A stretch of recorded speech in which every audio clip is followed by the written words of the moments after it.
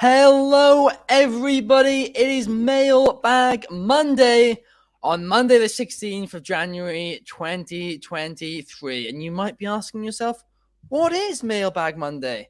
Well, it is when you guys send in your questions via the Instagram and we'll answer them, right? It's a new thing we're trying out. We're starting out today and it should be fun. Now, we're planning to do this most Mondays going forward.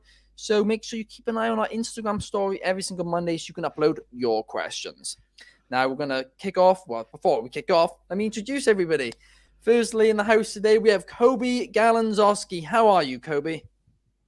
Yeah, not too bad. To Nice. finish the weekend off, and then I'll be back on Friday. Yes. Yeah, this is Coby's last show before Friday, but me and Clark will be back here tomorrow at an earlier time, actually, but we'll get into that later on. But talking of Clark, how are you, Clark? I'm doing well. So it's my dad's birthday, it's my grandpa Bob's birthday, and it's my dog Bella's birthday all Nice. today. So big birthday celebration at the Taylor house. And shout out, to my grandpa Bob and my dad. And then my dog Bella, if she's listening, monster shout out to you because still kicking at 15 years old. What a good dog. Wow. Yeah, happy birthday to Clark's dad and your grandpa as well. And of course, Belle the dog. How are you today, Soul? Soul is also in the house. Well, of course, it's always good to be back here. Self-proclaimed MVP of the Republic, host of the Soul Sessions. Very welcome to be back, boss man. I'm very happy here. Let's get on with Mailbag Monday, shall we? Yes. I am excited for it. And we got the first comment of the day here. Well, I wasn't going to say first comment of the day, but some people are already saying, please answer my question on rioting. And Melissa's in the comments too. Hi, welcome to the show today. But yeah, we're going to get right on with the first question of the day. And that is, will ROH become AEW's version of NXT? And this was submitted by at School of Wrestling via Instagram. So, I mean, this is quite an interesting take because a lot of people are saying that AEW do need a developmental system, but also Ring of Honor as a brand, you don't want to tarnish it. So it is a very difficult one. What do you think, Clark? So I don't want to almost dodge the question, but I the answer is, I think, similarly to the way that NXT can feed to the main roster at WWE, my answer would be yes. But I do think the situations are slightly different because you kind of have that with Dark and Elevation, but there's so much more crossover and it's not quite as defined. I think having the roster separation by comparison, similarly to NXT, that makes a lot of sense to me. And yeah, in that regard, for sure, you see someone build themselves up on ROH and then all of a sudden it becomes a bigger deal when they cross over to an AEW show. All for that. But I also don't want them to necessarily be, and I don't necessarily think that's the way that NXT is billed. I think that's just what the reputations become. But I don't want ROH to be billed as the developmental brand for AEW. That, as a fan, that one would bug me. I don't think it would benefit even the performers, because I think there's a lot of talent that make more sense on ROH right now than they do on AEW Dynamite and Rampage.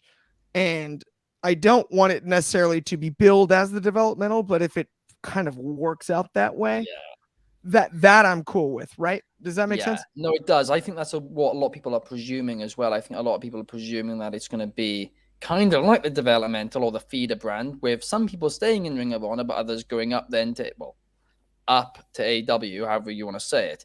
So it's not going to be the developmental brand, but it kind of somewhat will be. And honestly, when you own two wrestling promotions, one of them's going to have to become that, unless you do brand split, and I don't think that is going to happen. But what do you think about this, Sol?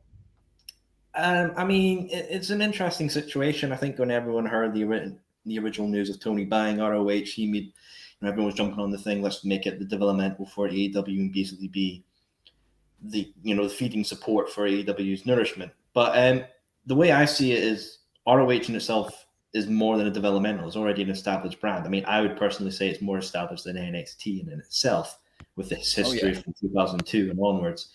And they've done very well since, I personally think they've done very well with Tony's purchase as well, putting on many good pay-per-views as well and drawing attendance records for those shows as well. And, they've got not only just like people who need maybe a bit more time shown on there as well, like Willow Nightingale, who's done some stuff, and a few others as well, Lee Moriarty, but they've had very established people on there as well, Claudio Castagnoli, Samoa Joe, Brian Cage. But I think they should keep them separate, sort of like it's like a river. Someone could always go down the river, and then someone always can maybe climb up the river.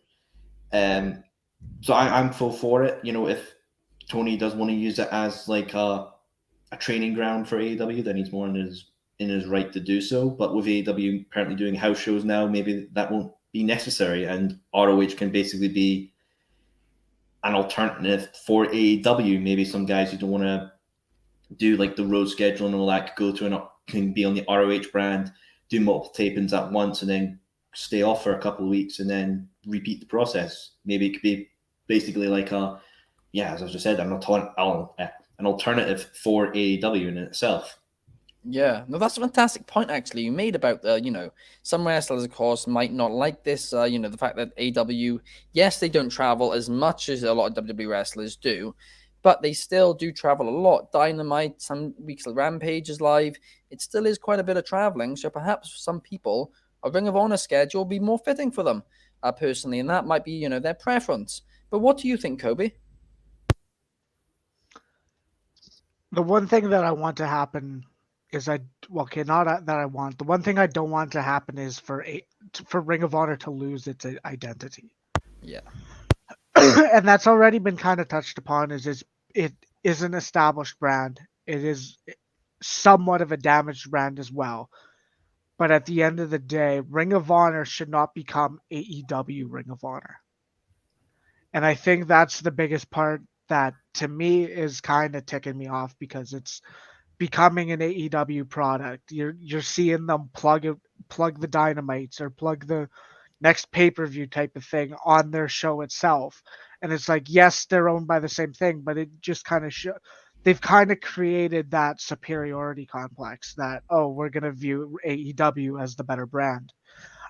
I do think it is the smart move that people who aren't on AEW TV, like a Kip Sabian, yes, he's featured now, but like a Kip Sabian, like an Andrade, like the Brian Cage, all that type of talent should be on Ring of Honor, and it better come soon, because they did say they're going fully to Honor Club, which if you can't get a TV deal, that is the move. But to me, the one thing I remembered, or at least was thinking of at the time, was when we had MJF and Wardlow, and MJF was feuding with Wardlow, and I said Wardlow should. You kind of almost had Wardlow was fighting for his freedom against MJF. Well, what if MJF lost? Or not lost. What if MJF won? Because if you did have Ring of Honor running outside of the 2 pay-per-views they did, that'd be the move to me. Oh yeah. I would have put Wardlow on Ring of Honor, have him be the star of that brand before you can officially take him back to AEW. You would have him have a feud with MJF type of thing. That idea was capable. Or you could also have, I know a more modern one is Matt Hardy's owned by the Firm. Well, you could have him continuously threatening, I'll send you to Ring of Honor, or that type of thing. You can use Ring of Honor in a storyline aspect that should work, and should almost hide or create the illusion that it isn't developmental.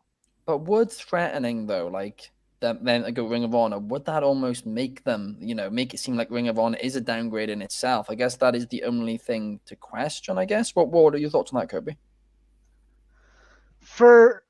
To say you could threaten it as that way, but you would be, if you're able to keep Ring of Honor as Ring of Honor and not AEW Ring of Honor, you're able to keep their identity, and you should be able to, yes, because that's the thing, there is already a superiority complex. No one cared about Ring of Honor when AEW was happening. So it is still a lesser brand regardless. Or it's still a lesser company at the end of the day. Currently owned by Tony Khan, but still. I thought we might be able to go one day without mentioning the sale, but big updates just come out now on Twitter to do with it might not be sale related or anything, but according to Brian Alvarez, a big talent meeting's just been called ahead of Raw. So we'll see whatever that means. Maybe it's nothing. Maybe it's just they're doing a similar thing to Raw and SmackDown. I was gonna say I think that would have been just the same thing they did with the SmackDown talent on Friday. Yeah, but it's just a word emergency that's a bit interesting. But yeah, I mean, who knows? Well, it was emergency on Friday too. But who knows? Maybe it's an update to catering. Perhaps that would be a pleasant memo. surprise for the amount of big announcement we've had lately. This one's just about catering.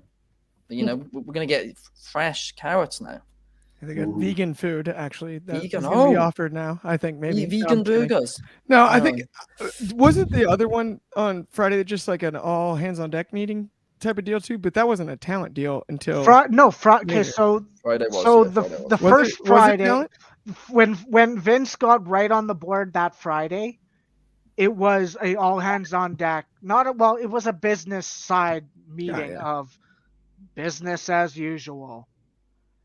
Last Friday was Triple H with the talent, Triple H and Kevin Dunn with the talent, saying nothing's happening. Kevin Dunn saying Vince isn't saying anything.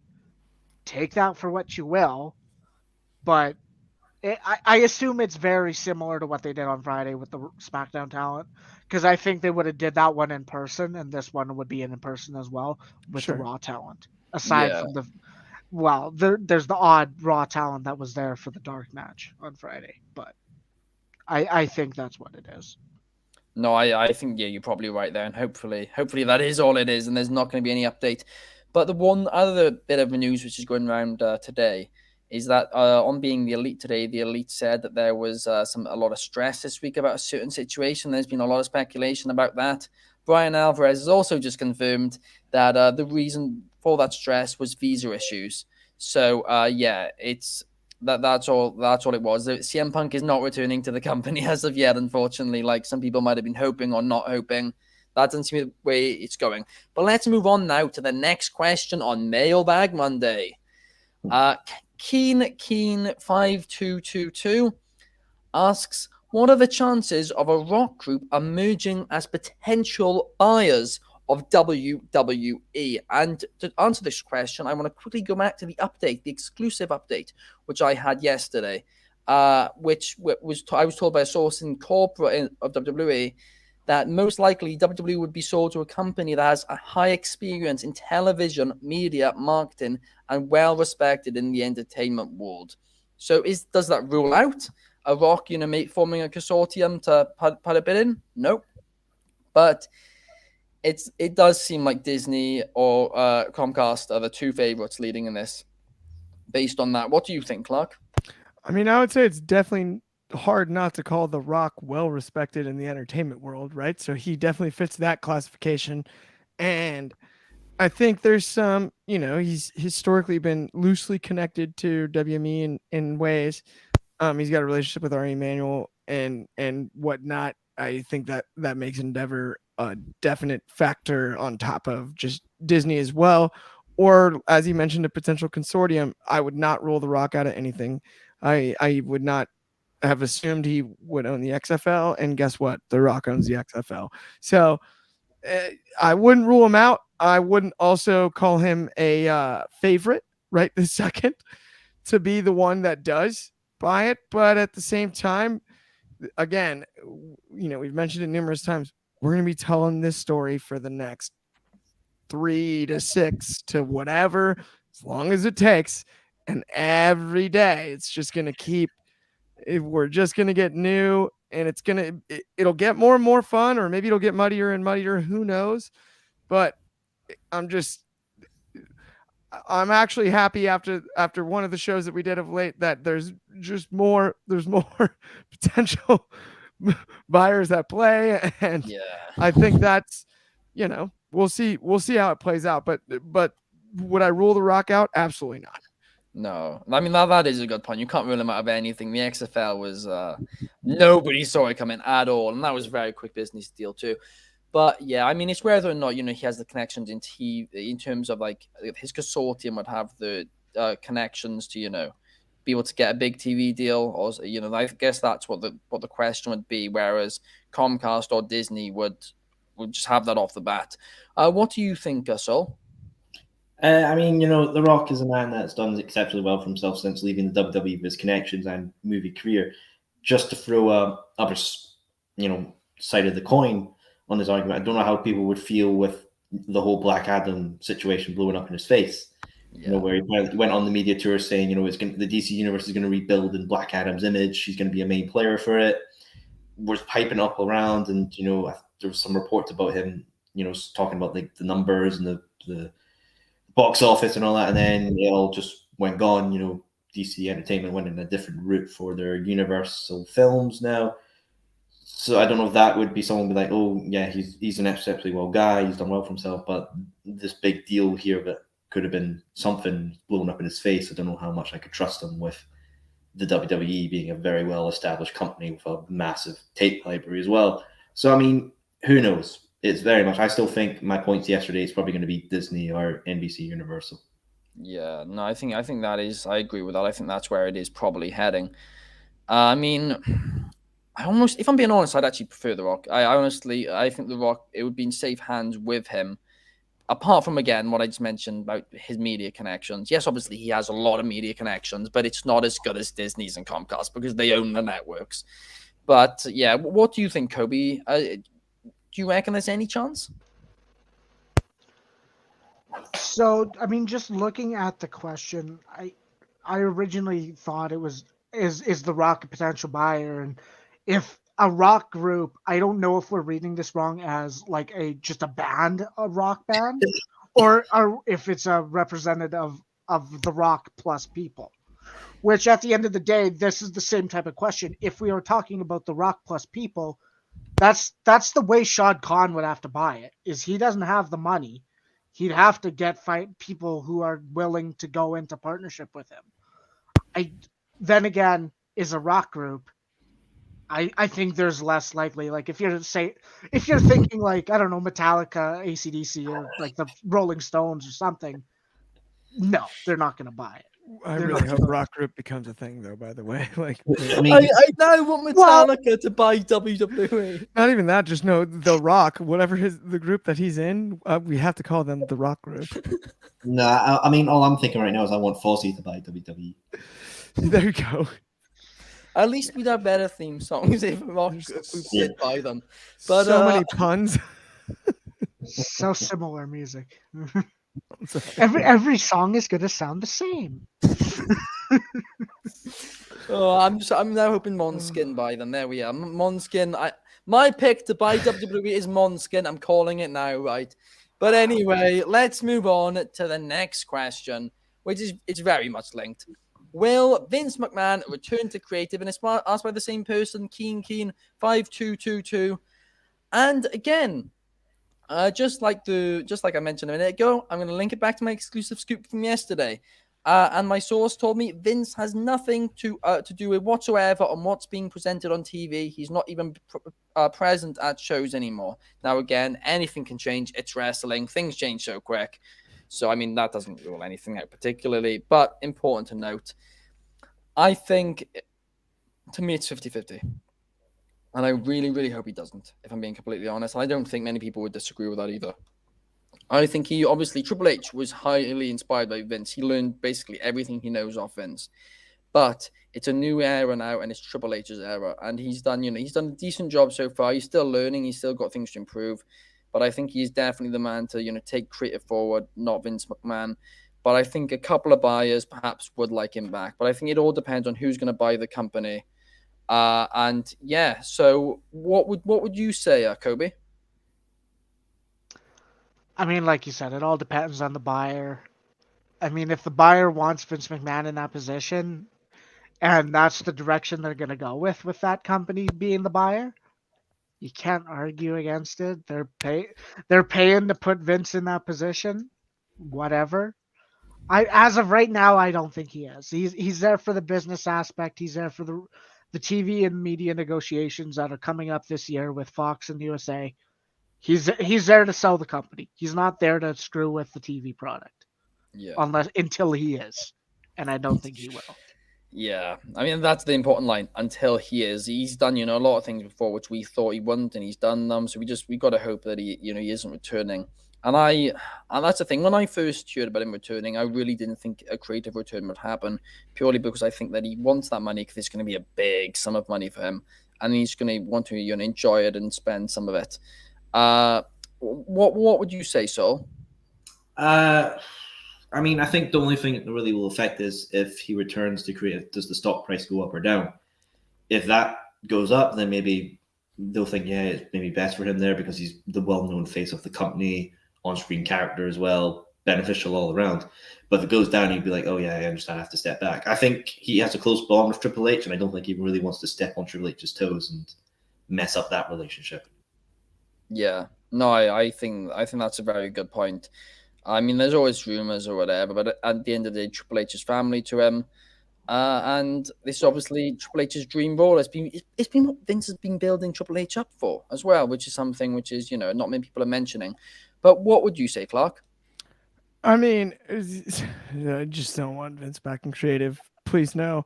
I think I made the example like a couple weeks ago when like we were talking about it, and it kind of looked like he might be back in creative. I said it feels a little bit like somebody took away like our good new toys and then they gave us a bucket of Legos with no instructions. Like maybe we could build something cool out of the Legos, but it's gonna be a hassle in the short term compared to the other toys that we had with Triple H booking and everything else. And now with everything up in the air, it doesn't just feel as comfortable heading into Mania season and everything. Now that's kind of been the whole deal the last year and a half in wrestling, I would say, even maybe longer than that. It's just been headline after headline. It's been an unbelievable stretch. I really hope Vince McMahon does not get the reins back in creative. I think Triple H has done a good job.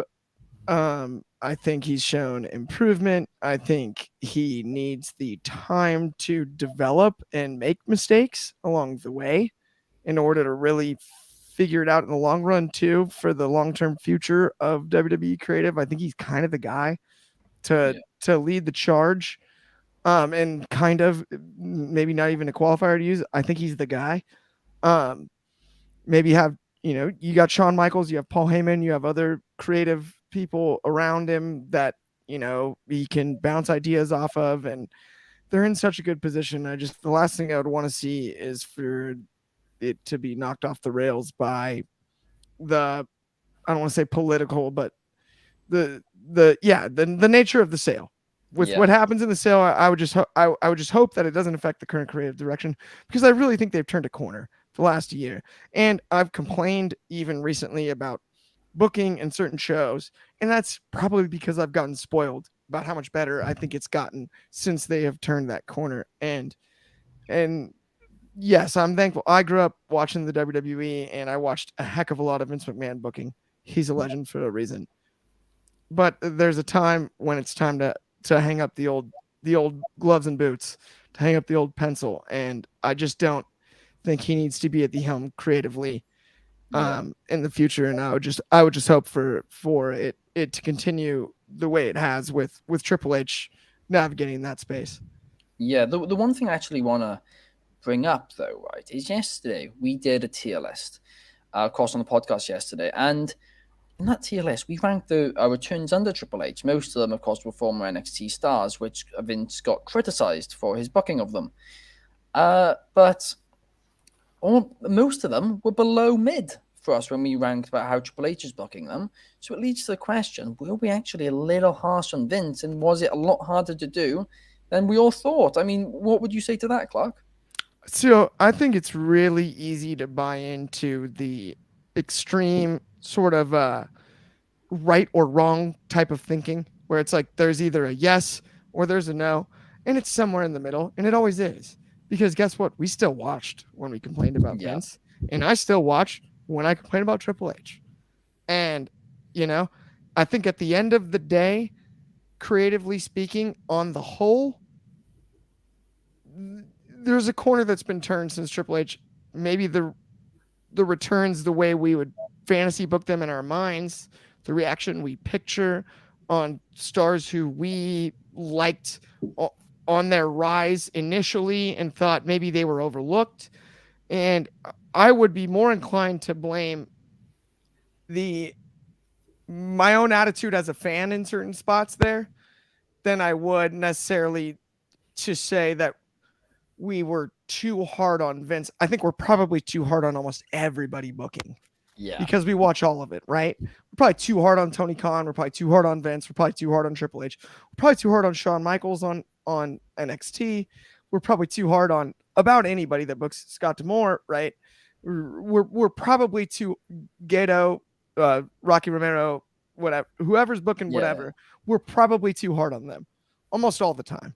And I think, though, naturally, and yes, we did do the rankings yesterday and we had fun with it. It was, with the list and everything. But I would say also that kind of sets us up to be in a position to be harsh on booking and right. Everything is more nuanced than that. And wrestling is more nuanced than that, because there are times where we complain about segments that we turn around a week later. And when they're paid off, we go, oh my gosh, I get it now. That was brilliant. Right. And that's one of the great things about the storytelling that we see in professional wrestling week to week anyway. And so I'll give Triple H the benefit of the doubt on the handling return situation, I would say. And I'll still stand by I would prefer, I think Vince needs to hang up the old booking pencil. No, I do agree with that. I mean, it's in a position now, right, where because of social media, we see a lot of fans complaints. And at the end of the day, a lot of booking is, and we're all we should all be criticized for this at times. Everybody believes that their own opinion is the correct opinion, when in reality, everybody has a slightly different, view on what they personally want. Now, there are some criticisms when, if a lot of the fan base agrees with a specific criticism, then that's when the booker needs to, turn around and make a change. But with a lot of stuff, a lot of people have different opinions, and it's just, you can't make everyone happy. I know that's a bit of a cliche, but it's true. You cannot. But what do you think, Coby? Do you think we were a bit too harsh on Vince towards the end of his tenure at WWE? The last few years did, in fact, have that aspect of Vince's. If it's bad, we're blaming Vince. So at the end of the day, there was that cliche statement of, oh, it's Vince in charge, that's why it sucks. Were we harsh to have it? Yes. Because there's the same people who grew up watching WWE, who got used to, but became a fan because of WWE and because of Vince McMahon's vision of the WWE, that we became short-sighted. Yes, it became more apparent that his booking aspect changed, or at least became more of a flaw, because it was more apparent in the last 3-4 years that Vince was booking at the least month to month, or at the most month to month, or week to week, aside from the one or two storylines. And I think at the end of the day, that was a big effect that was negative. Yeah. Is you could tell he was either rushing the show, or he only cared about one or two things in the show, and the rest were, oh, let's just do that just to fill the TV time. At the end of the day, we're going to say this again, and we're going to say it till the cows come home. It is hard to book 3 hours of television. It is. SmackDown feels like a different product. Raw is good the majority of the time, I say. But at the end of the day, Vince, it was very apparent, because, I mean, this was a criticism with Xavier Woods and stuff, or Apollo Crews when COVID first happened. Apollo Crews it was like 15 or 16 matches straight that were either MVP or Shelton Benjamin and Shelton Benjamin and Cedric. Like, it was always like those few talent. And with Woods, he was either facing Ridge Holland, Sheamus, or Butch for 4 months straight. At the end of the day, if we look at the matches happening on a weekly basis now, we know the question, we can answer it. Who are these people? Why are they facing each other? Why should I care? We could not always do that with the rematches. Or it was too simple of a reason. It was just like, eh. Yeah. But so were we too harsh? I think the negative connotation of, oh, Vince, if it's bad, it's Vince's idea, or if it was Vince, that's too far. But there is genuine criticisms of the product that are applicable. Yeah, no, I do. I think that is a very, very good point there, where there were legitimate criticisms, and then the other ones where we're just blaming him for the sake of blaming him, and it was, there were bigger things at play. But the next one we're going to get on to, the next question is, will there be another wrestler as famous in the mainstream as John Cena? And that is from Melissa Robinson via Instagram. Now, this is an interesting one because, of course, Roman Reigns is the new, face of the company, the new big guy, and he's surely going to be off to Hollywood soon enough. But is he going to have the same impact that John Cena has had? I don't know, because he's quite frankly not as popular in the mainstream as a WWE wrestler that, as big as John Cena was. So is he going to be that guy? If you're asking me, I think Roman Reigns is going to be decent in Hollywood, but I don't think he's going to be the next John Cena. I really don't. Now, who will be? I don't know. I honestly don't know anybody in the business right now apart from, maybe MJF, who could perhaps really go to Hollywood and become a huge, huge star there. I don't know. What do you think then, Clark?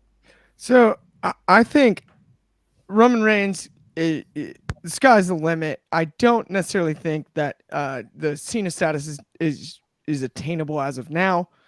Who knows? There's all the time in the world. I would say that professional wrestling, as far as Hollywood is concerned, it's a wealth of talent. If you really analyze it, what they have to go through 300 dates a year, working live crowds, so one take, performance art in the sense of both physically and on the microphone. You have to have those kind of improvisational skills. You basically have to have the improvisational skills of a stand-up comedian in front of a live audience, and then also a stunt man in front of the same live audience a stand-up comedian has to work in front of. And they're going to live react to what you do. There's not a better skill set for Hollywood than a highly talented professional wrestler. There truly isn't. If you can be charismatic on the microphone and move a crowd that way, and you can work bell to bell in the ring, you can do anything in Hollywood. Memorize lines, that's a joke.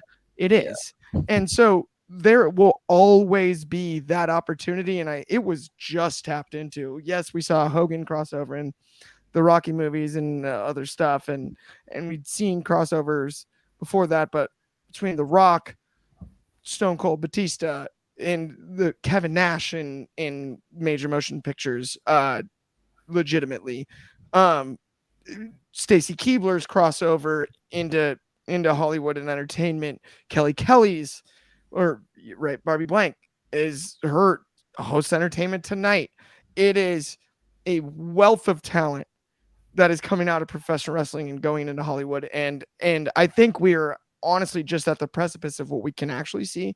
I know you mentioned MJF and stuff, but we have not seen the last crossover star that is A-list, of A-list. And we'll see more and more. Who says the next one? Right this second, who would I pick that?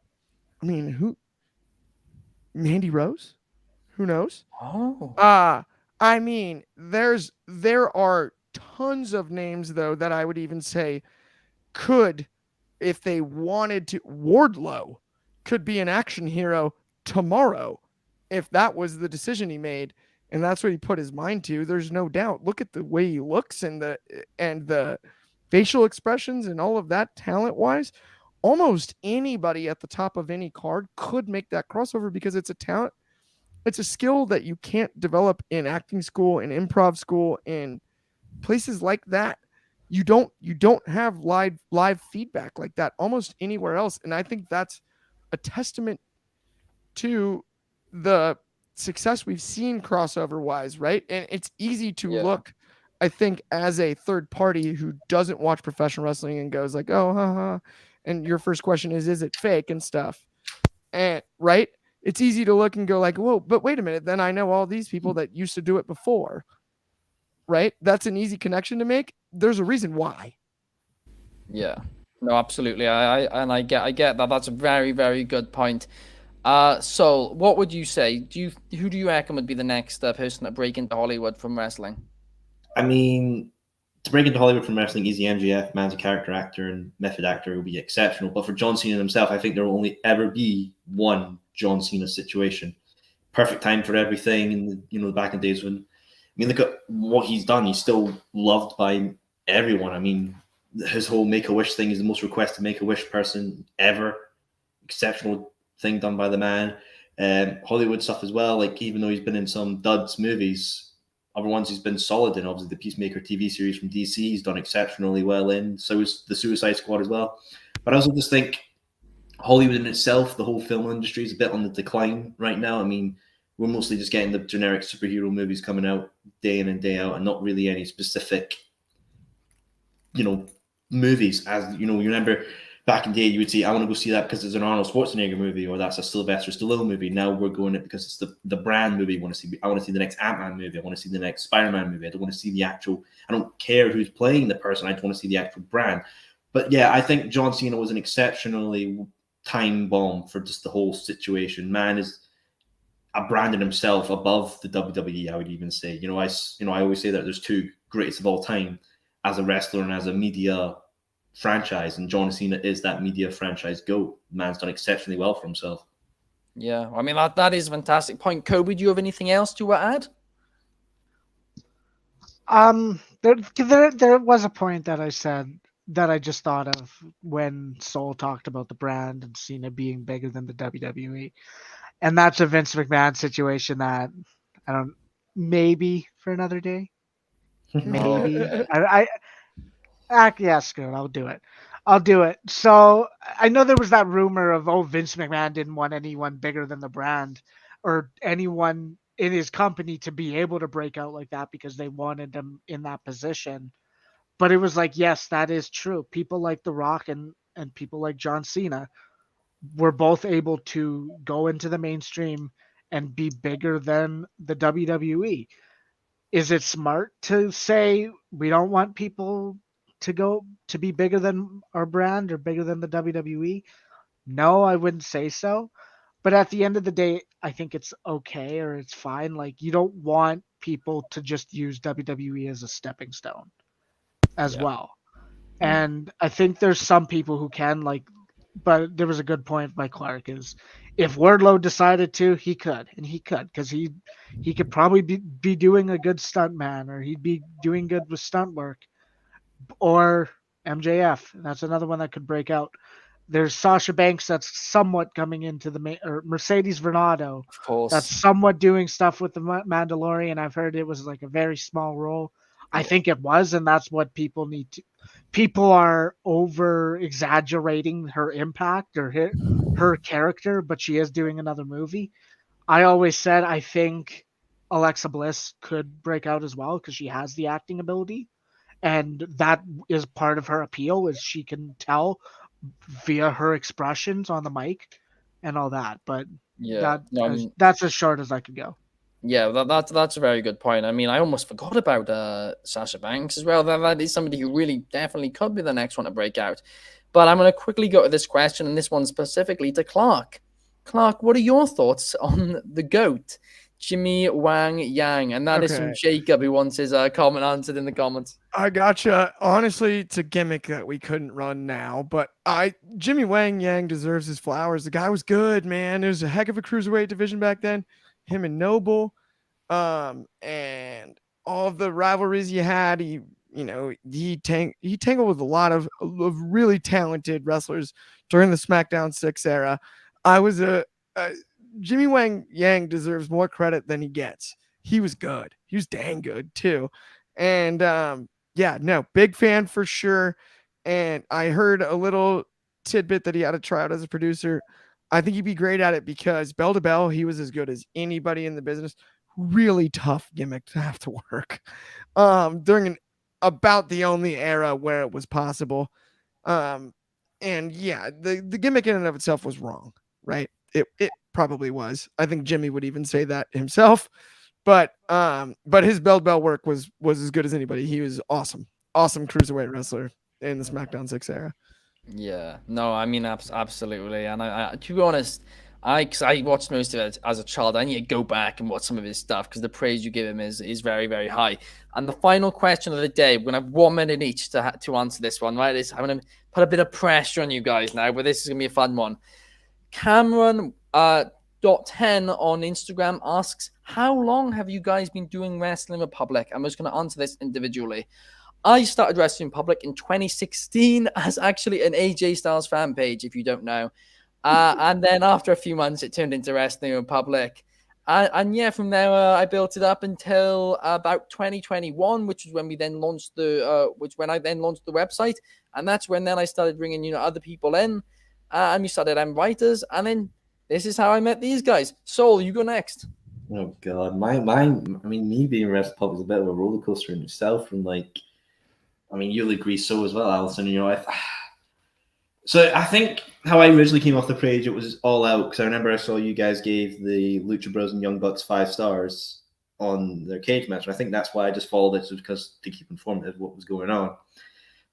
And for some reason, I don't know what it was, I just signed up to be a news writer. That's how it all began with, and I was accepted, and I just basically did a bunch of news stuff. I remember the first article I did was me tuning into a Reddit call with Ricky Starks, where he answered a few questions, and that was it. And then I just kept doing news articles, and I think I just wanted to do a bit more. So this was going into 2022, I think. Going into 2022, I wanted to do a bit more, and Allison said that, hey, there's this guy who has the YouTube channel Chaos who does take the table. And I was like, all right, screw it. I see what I do. Did that. Our first ever show together was the day one pay-per-view review, and then it was, that was fun doing that. And then in March last year is when I wanted to do a bit more, and that's when the Soul Sessions was born. Everything went from there, doing more Soul Sessions, connecting with companies as well. I had great people, and then, it's just been a bit of a spiral now. Now look at me now. We're doing this for nearly going on. God, it'll be nearly 2 years like this year as well. Wow. Yeah, that is crazy. I think you agree so as well. So my time in this place has been up and down from so many departments. Yeah. No, it really is. It's been, a fascinating journey. What about you then, Coby? So originally I saw the post. I don't know what exactly brought me to follow it. I just followed it because I was like, oh, this is a cool page. I remember them advertising our NXT reviewers leaving, and that's when I was like, hey, I could do a solid review. And I do. So yeah, December 21, I ended up saying, yeah, I'll do it. My trial review was War Games, or the first, not the first, but the War Games of, the first War Games of 2.0, if you want to say it that way.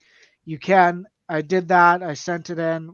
I ended up saying, hey, Tuesdays aren't going to work for me because of the one class I had. One of the classes I had, I was able to do NXT UK. Yes, that brand is dead now. Few weeks into being a part of the team, I ended up holding the paradigm shift of what I call it. As I said, your system sucks. I had the balls to say it, so that your system sucks, and we birthed the system we have now, where we can actually say what makes a 5-star match in our opinion, which is unbiased. Then Clark came, and we ended up doing the podcasts. We started the Republic Ramble. It's not as active as we'd hope, but it is. And then it's on its way. Episode 4 coming up next. Not next. That was a joke. Sorry, that was a joke. I didn't mean to do that. That was so bad. But Clark, yeah, no. Clark, well, how did you get into Wrestling Public? I saw the the rating system and was stoked because as a longtime follower of Meltzer's system, I was like, this is sick. I'm like, who came up with this? And then monster shout out Anthony Ricciardi. I read a bunch of his opinion articles. So I'd started following the site, and about February of 21, I reached out with a DM and it was like, hey, send me a sample article. And I sent like 5. I was bugging Ben.